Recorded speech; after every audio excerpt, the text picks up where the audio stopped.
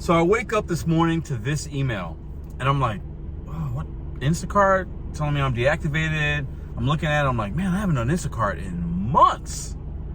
I'm reading the email, I'm like, something don't seem right. It doesn't seem legit. The spelling isn't right on some things. The grammar, it's like, okay, it's probably got to be a scam. So I go into my Instacart account to see, am I deactivated, am I not? Try to log in, like no issues. Can I see and accept batches?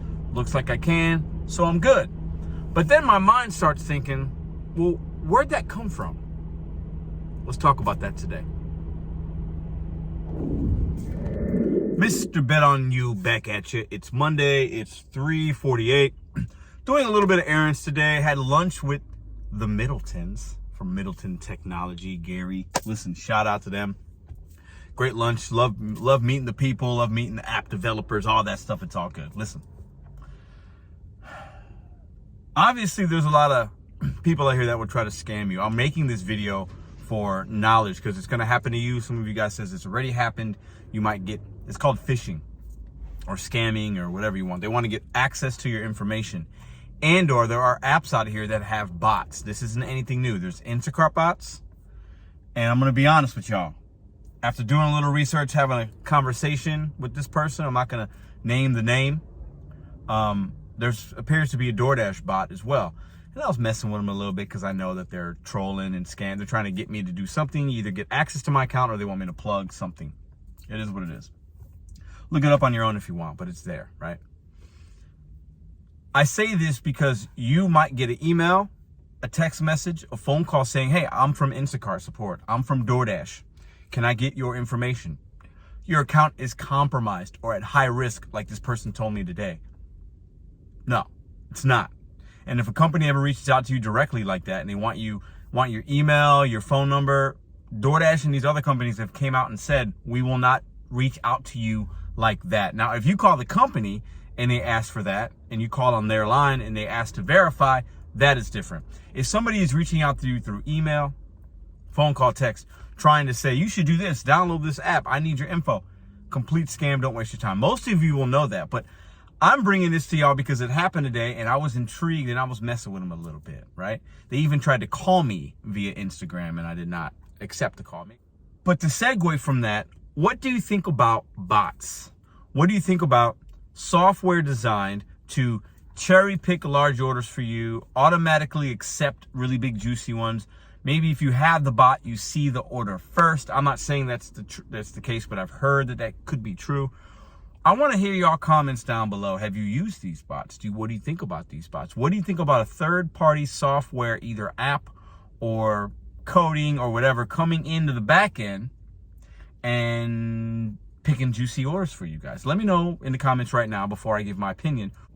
Now, some would say, well, that's a fair advantage. It's not a fair advantage by having a bot page where we should all be on the same level playing field. Everybody should be able to see everything the same.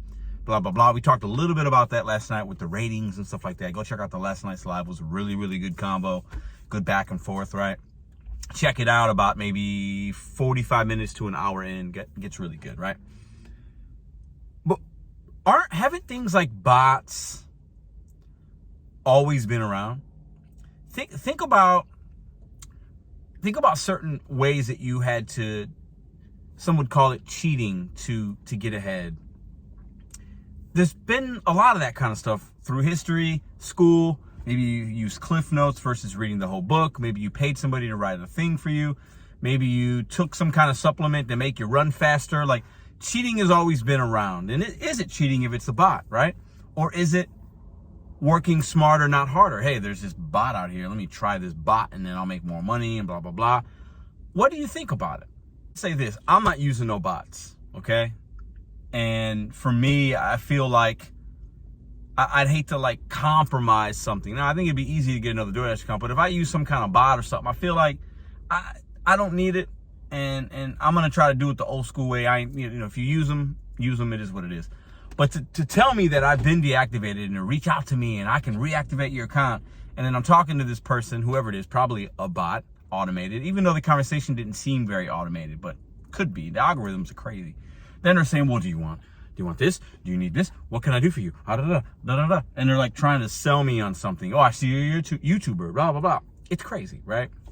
But it's out there. So if you receive an email, just know that it's going to be a scam. Do your research. Don't click on links. Don't do anything. Don't jump the gun.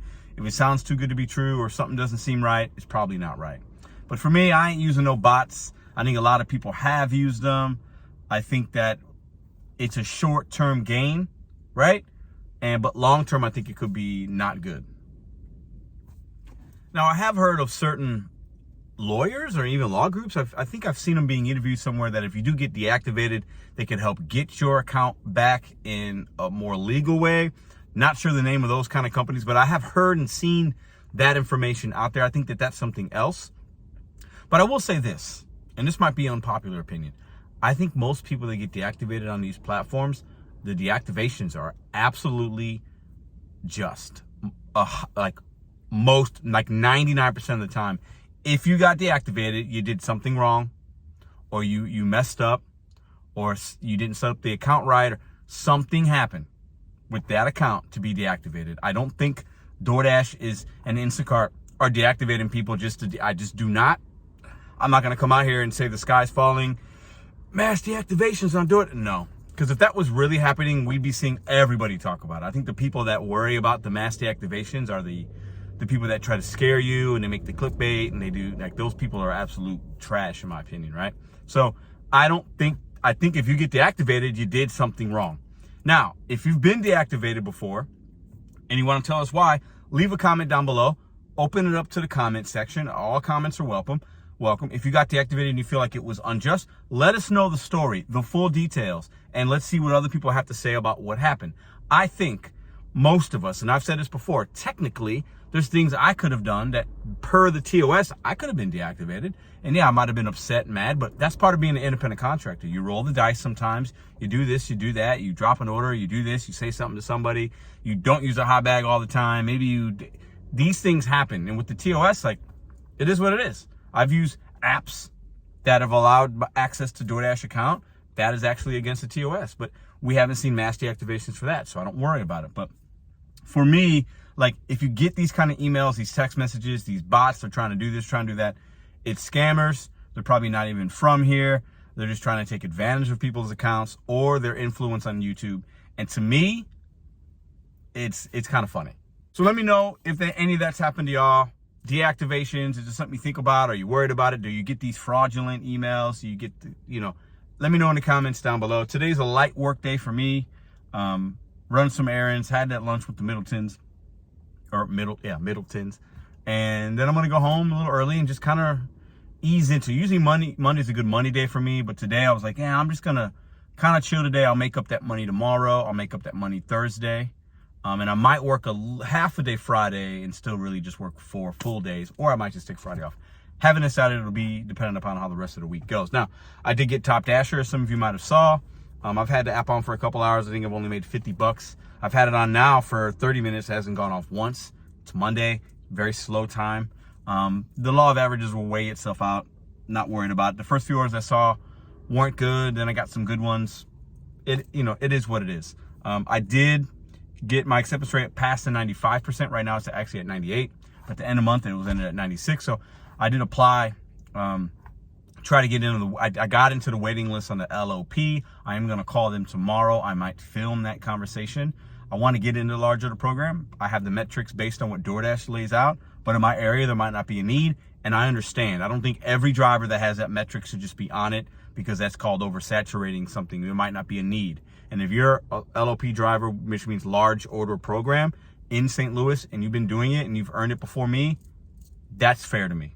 But if I can get in because somebody else doesn't do it anymore, or there's more of a need, then I'm going to take advantage of that and maybe see some bigger orders. I see some decent sized subtotals, but I haven't seen an order yet that says catering bag required on my account. So that's why I know I'm not in the large order program, but I'm going to keep trying. If I don't get it, I'll still make my money. It's not the big deal, but that's the video for today. You guys stay safe, make money, continue to adapt, and try different things in your market if you're not seeing good results. Because the definition of insanity is doing the same thing and expecting something different. And on this channel, we don't want handouts. We are going to go out there and bet on ourselves and make it happen. We don't whine. We're not complaining in our car. We're not going to cry. We're going to figure it out, because this stuff is not that difficult. Level up in 2023. I'll see you tomorrow.